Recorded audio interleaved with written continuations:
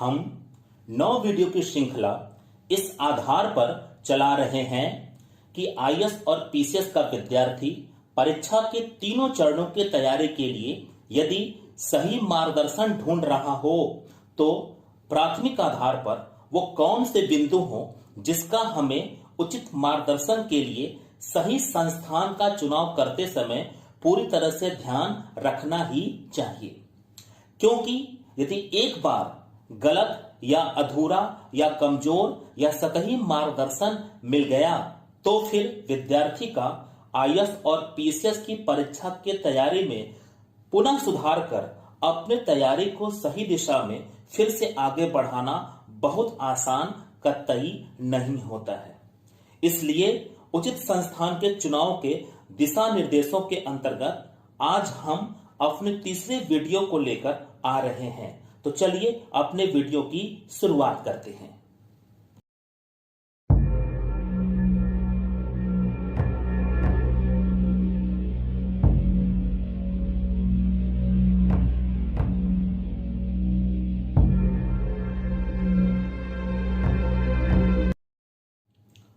नमस्कार दोस्तों, अपने इस तीसरी वीडियो में हम सीसेट पेपर 2 की चर्चा करेंगे।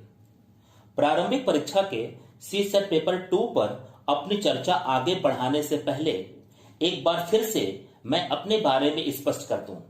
मेरा नाम रितेश श्रीवास्तव है। मैं अशोका सीसेट आईएएस संस्थान की एक सशक्त टीम का शिक्षक सदस्य हूं। इसके साथ ही मैं संस्थान का निदेशक भी हूं। एक शिक्षक और निदेशक के रूप में आपके लिए तैयार किया गया मेरा यह मार्गदर्शन आईएएस और पीसीएस के क्षेत्र में अब तक के मेरे 22 साल के लगाए गए समय के अनुभव से वैज्ञानिक आधार पर निकाला गया है, जिसमें शुरू के 6 सालों तक मैं आईएएस और पीसीएस का एक विद्यार्थी रहा तथा बाद के 16 सालों से मैं आईएएस और पीसीएस की तैयारी करने वाले विद्यार्थियों का शिक्षक सदस्य रहा हूं तथा केवल इन्हीं दोनों रूपों में मैंने अब तक के अपने 22 साल के जीवन के समय का पूरा प्रयोग किया है। मतलब पहले मैं एक समर्पित विद्यार्थी था तथा आज एक समर्पित शिक्षक हूं और पिछले 22 सालों से इन दोनों से हटकर मेरे जीवन की दिनचर्या में कोई और भूमिका नहीं रही है। आईएएस और पीसीएस के फील्ड में मेरे 22 साल के कुल समय की समर्पित दिनचर्या का ही परिणाम है कि सिविल सेवा की परीक्षा की तैयारी के तीनों चरण पर, जो कि प्रारंभिक परीक्षा, मुख्य परीक्षा तथा साक्षात्कार में बटी है, पर मेरा पूरा एक वैज्ञानिक शोध हो चुका है, जिसके आधार पर आपको आईएएस और पीसीएस की तैयारी में इस देश में सबसे बेहतर मार्गदर्शन का दावा किया जा रहा है। मेरा मोबाइल नंबर 88878133 और 00 है। इस नंबर पर आप कभी भी सिविल सर्विसेज की तैयारी से जुड़े विषय पर बात कर सकते हैं।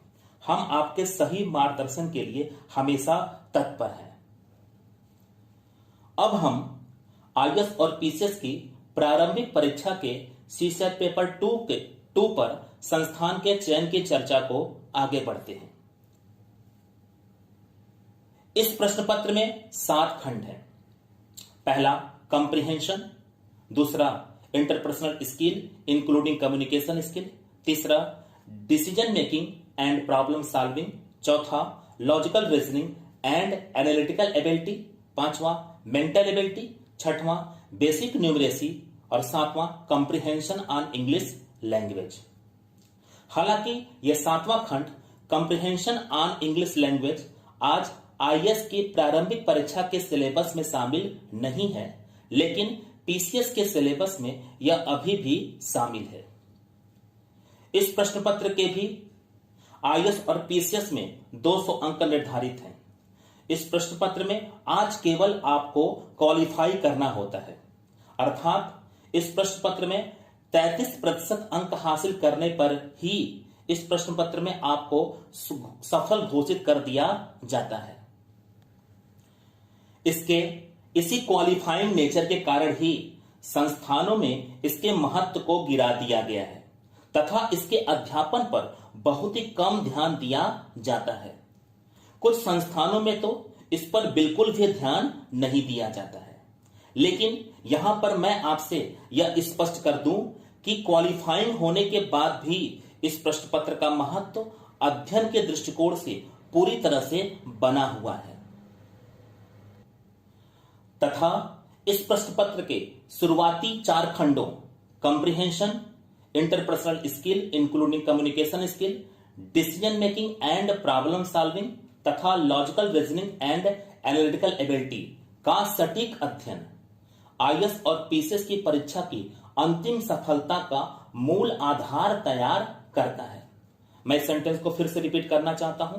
तथा इस प्रश्न पत्र के शुरुआती 4 खंडों comprehension, interpersonal skill including communication skill, decision making and problem solving, logical reasoning and analytical ability का सटीक अध्ययन आईएएस और पीसीएस की परीक्षा की अंतिम सफलता का मूल आधार तैयार करता है।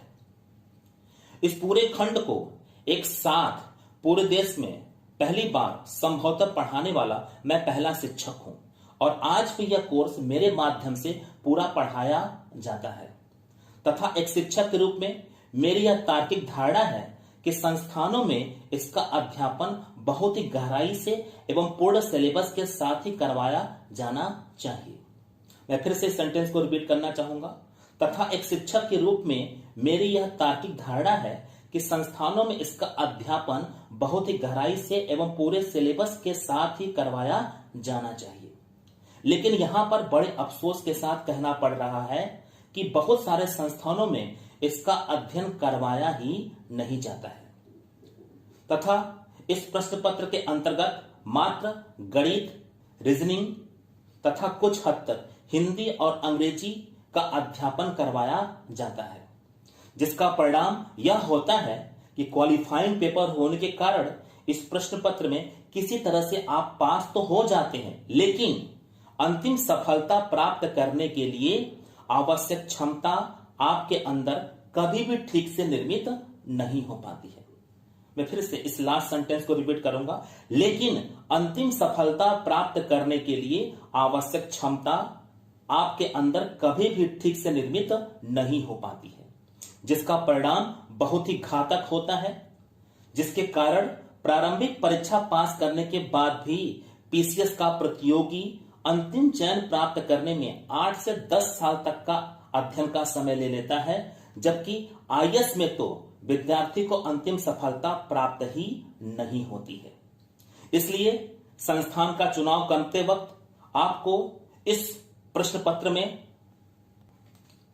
विशेषकर comprehension, interpersonal skill including communication skill, decision making and problem solving तथा logical reasoning and analytical ability के सैद्धांतिक अध्यापन को स्पष्ट रूप से जान लेना चाहिए तथा इनका सिलेबस आपको संस्थान से लेकर पहले ही देख लेना चाहिए।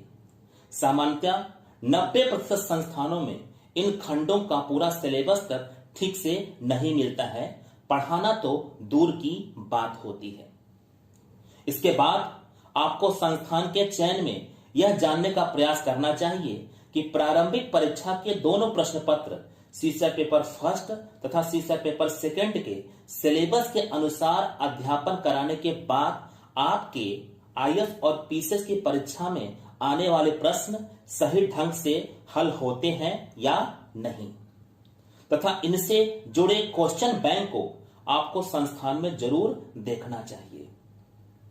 यहां पर एक तथ्य विशेष रूप से उल्लेखनीय है कि जब तक आपके द्वारा चुने संस्थानों में प्रारंभिक परीक्षा के दोनों ही प्रश्न पत्रों का अध्यापन पूरे सिलेबस तथा पूरी सामग्री के साथ वैज्ञानिक दृष्टिकोणों पर आधारित होकर नहीं करवाया जाता है। मैं इस सेंटेंस को भी फिर से रिपीट कर देना चाहता हूं। यहां पर एक तथ्य विशेष रूप से उल्लेखनीय है कि जब तक आपके द्वारा चुने संस्थानों में प्रारंभिक परीक्षा के दोनों ही प्रश्न पत्र का अध्यापन पूरे सिलेबस तथा पूरी सामग्री के साथ वैज्ञानिक दृष्टिकोणों पर आधारित होकर नहीं करवाया जाता है, तब तक इस प्रश्न पत्रों के अध्यापन से प्राप्त होने वाली जानकारी औसत और सामान्य स्तर की ही बनी रहेगी, जो आपको आईएएस और पीसीएस की प्रारंभिक परीक्षा में सफल बनाने के लिए हमेशा अपर्याप्त ही रहेगी। इससे संस्थान में अध्ययन से आपका पैसा और समय दोनों ही केवल बर्बाद होगा। इसलिए संस्थानों के चुनाव के समय आपको यह भी जानना होगा कि संस्थान आपको अध्यापन पूरी सामग्री के साथ वैज्ञानिक दृष्टिकोणों पर कैसे करवाते हैं, तथा उनको वैज्ञानिक दृष्टिकोणों की संपूर्ण जानकारी होनी ही चाहिए। आप अगर मेरे संस्थान में आए तो यहां पर भी इन सारे बिंदुओं को स्पष्ट तलाशें। इसलिए आप संस्थान में इंक्वायरी के लिए अपना पूरा समय जरूर दें। इतने सारे बिंदुओं को एक साथ यदि हम किसी संस्थान में केवल प्रारंभिक परीक्षा के स्तर पर भी ढूंढना शुरू करते हैं तो ये सारी बातें हमें इंक्वायरी में या 2 से 3 दिन की मात्र डेमो क्लासेस की कक्षाओं में पूरी तरह से ठीक से पता नहीं चल पाती हैं। इसलिए इन सभी बिंदुओं से जुड़कर संस्थान को सही ढंग से चुनने का रास्ता क्या हो, इसे इस 9 वीडियो की श्रृंखला की चर्चा के अंत में हम स्पष्ट करेंगे। बस अब आज के लिए इतना ही। अपने अगले वीडियो, जो कि इस 9 वीडियो की श्रृंखला का चौथा वीडियो होगा, मैं परीक्षा के दूसरे चरण मुख्य परीक्षा की तैयारी के लिए उचित संस्थान का चुनाव कैसे किया जाए इस पर चर्चा की जाएगी। नमस्कार, धन्यवाद।